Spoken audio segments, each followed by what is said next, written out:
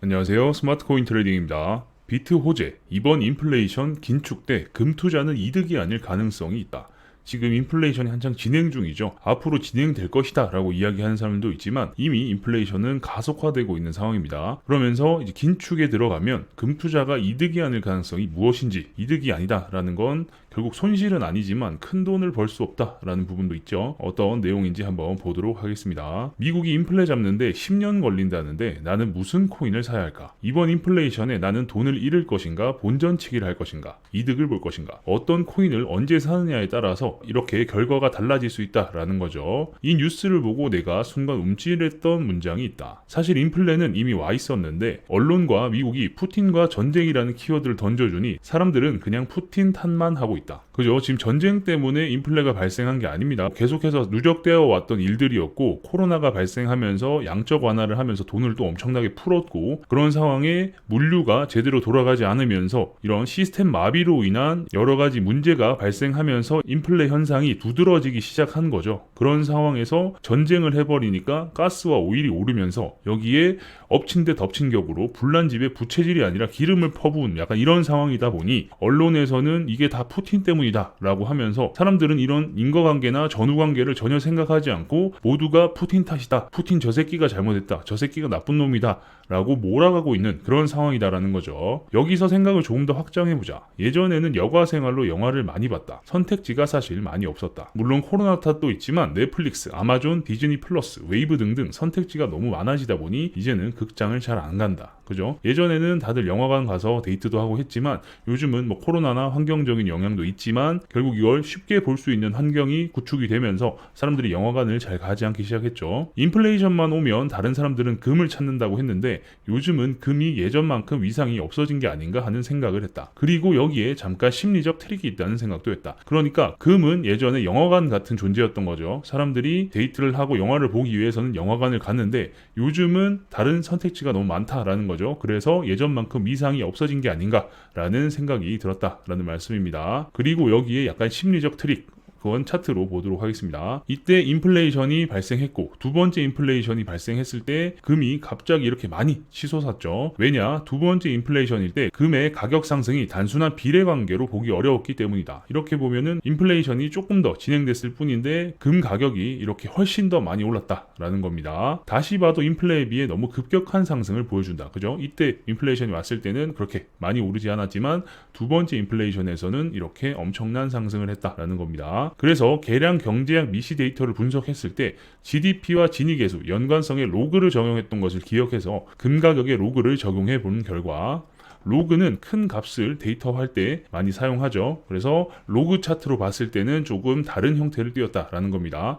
두 번째 금 가격에 대한 예측 데이터가 로그 스케일의 비례 형태를 띠는 것을 확인했다. 즉 이것은 시장에 학습된 공포에 의한 선호도가 겹친 것이라는 가설을 세울 수 있었다. 첫 번째 인플레이션에 비해 두 번째 인플레이션의 수치가 그렇게 큰 차이가 없음에도 불구하고 사람들은 심리적으로 금의 선호 과열 현상이 생겨버렸고 이 각인된 효과에 의해 인플레이션일 때 몇 안 되는 해칭 선택지에 금이 포함된 것이다 라고 생각했다. 그죠? 첫 번째 이 학습 효과로 인해서 야 인플레이션 때는 금을 사는 게 맞아 라고 해서 두 번째 인플레가 조금 더 발생했음에도 불구하고 사람들은 더더욱 금을 사게 되었다. 그래서 금값이 많이 올랐다 라는 겁니다. 그쵸? 인플레이션 수치는 뭐 물론 오르긴 했지만 조금 더 올랐을 뿐인데 금의 가격은 훨씬 더 많이 오른 것을 확인할 수 있습니다. 심지어 인플레이션 수치가 떨어지고 있는 상황에서도 금은 지속적으로 올라왔다. 물론 이게 정치, 선물, 금융 등의 이유가 있었겠지만 1999년 이후 금 가격의 상승은 인플레이션과 별개였다. 그죠? 물론 이게 인플레이션 때 해칭으로 금을 샀다 라는 것도 있지만 금의 가격이 오른 게 꼭 무조건 인플레이션 때문은 아니다라는 겁니다. 정치, 선물, 금융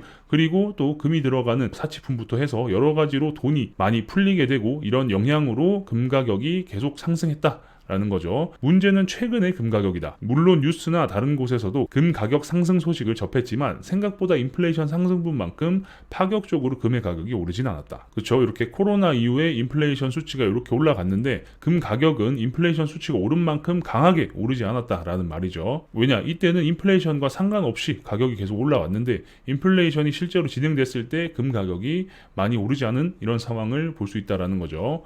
레귤러 스케일로 보나 로그 스케일로 보나 그렇다. 그죠? 로그 스케일로 보면 더 확연히 두드러지죠. 왜 그랬을까? 이게 중요하죠. 왜 이렇게 금 가격이 안 올랐을까를 이야기하는 겁니다.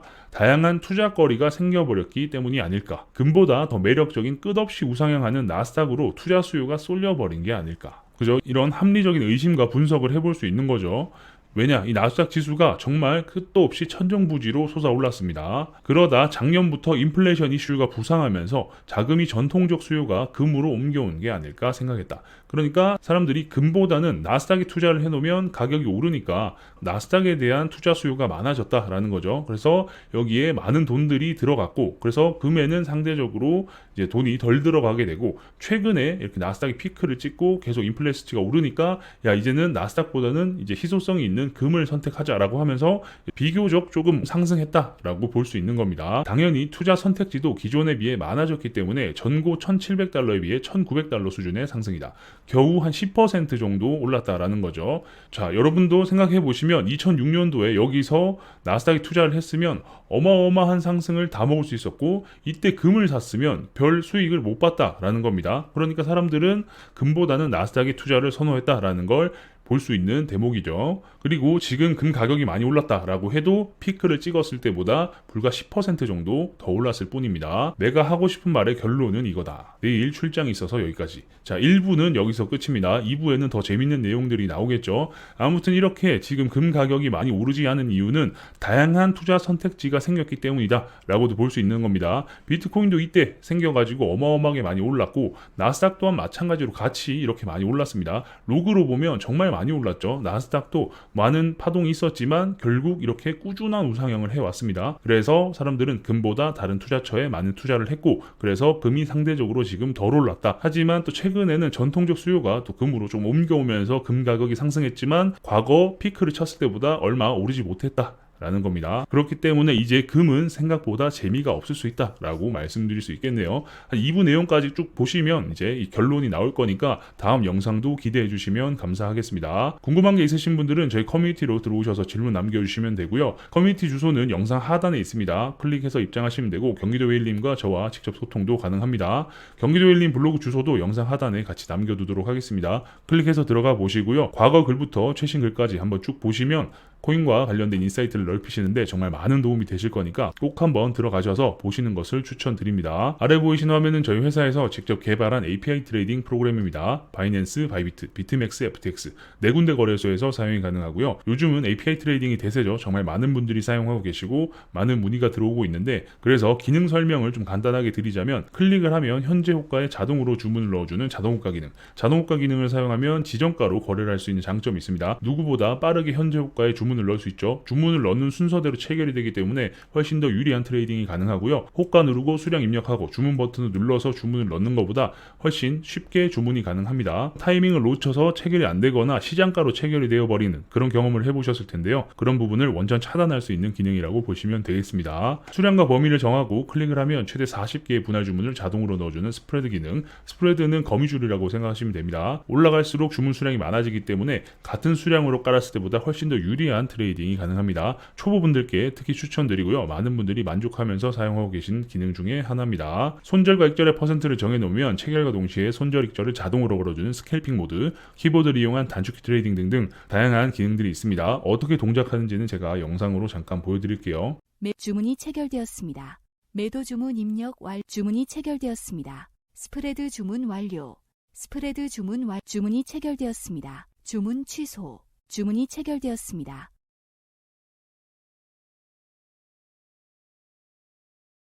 주문이 체결되었습니다. 홈페이지에 들어오시면 더 다양한 내용을 확인하실 수 있는데요. 우측 하단에 보시면 사용법이라고 위키가 있습니다. 들어가시면 처음 프로그램을 어떻게 만들기 시작했는지, 어떻게 업데이트 되어 왔는지, 어떤 기능이 있는지, 어떻게 사용하는지, 거래소별로 API 키는 어떻게 발급받는지 등등의 내용이 있으니까 프로그램을 사용하시는데 도움이 되실 거고요.